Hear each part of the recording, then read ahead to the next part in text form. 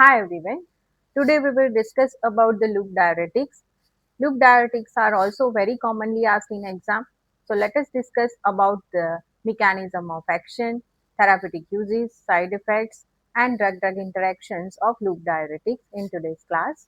Loop diuretics are also known as high ceiling diuretics as maximum effect is obtained with the loop diuretics and maximum natriuretic response, that is the maximum sodium excretion, is achieved by loop diuretic.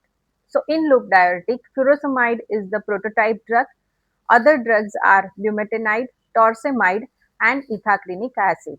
Now coming to the mechanism of action of loop diuretics. So loop diuretics mainly acts in the thick ascending limb of loop of Henle.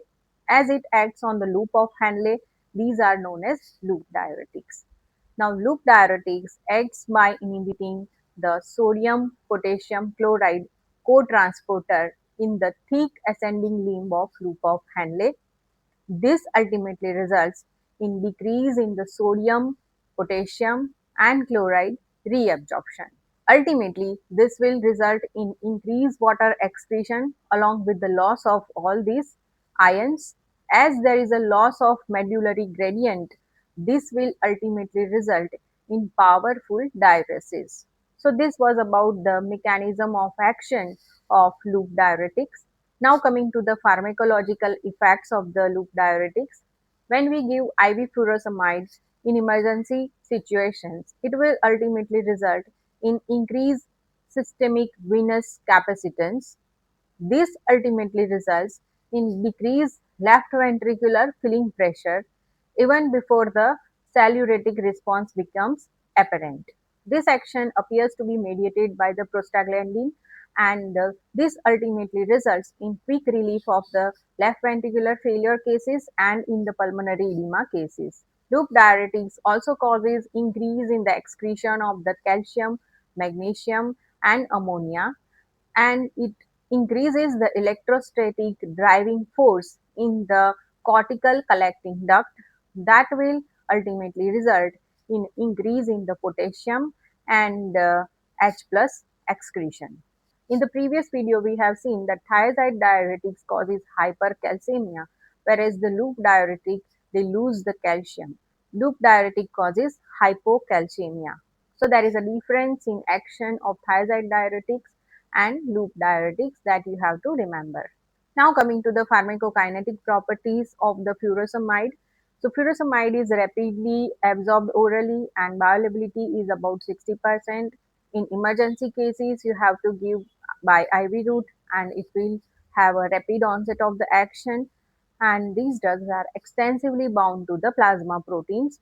So drug-drug interactions can occur because of the displacement from the plasma proteins.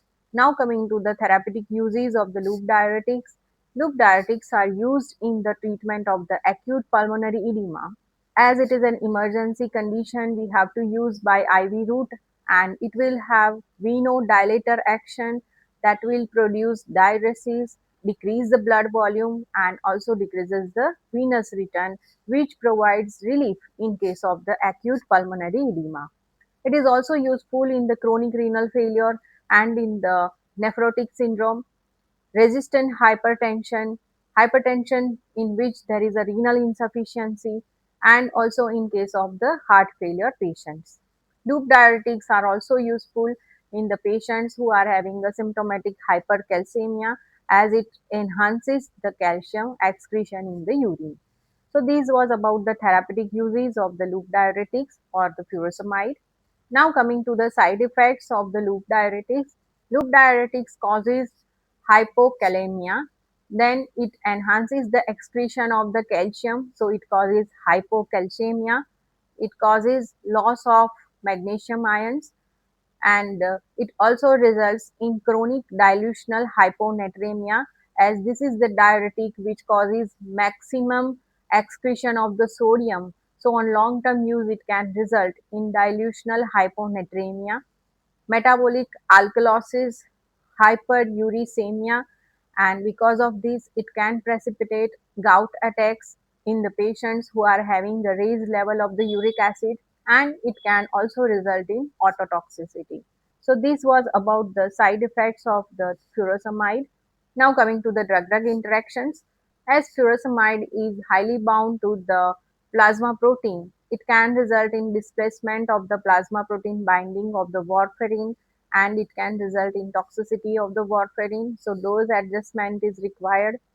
NSAIDs can diminish the action of the diuretics, and this is by inhibiting the prostaglandin synthesis in the kidney.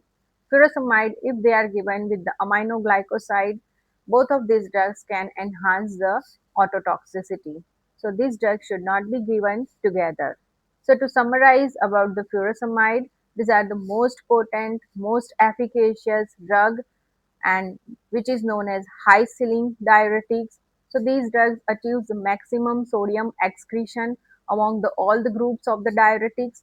It inhibits the sodium potassium chloride co-transporter, and it acts in the thick ascending limb of loop of Henle.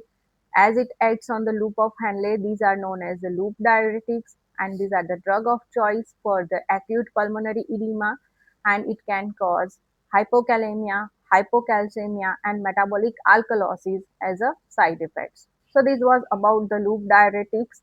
If you like the video of furosemide and loop diuretics, share and subscribe my channel.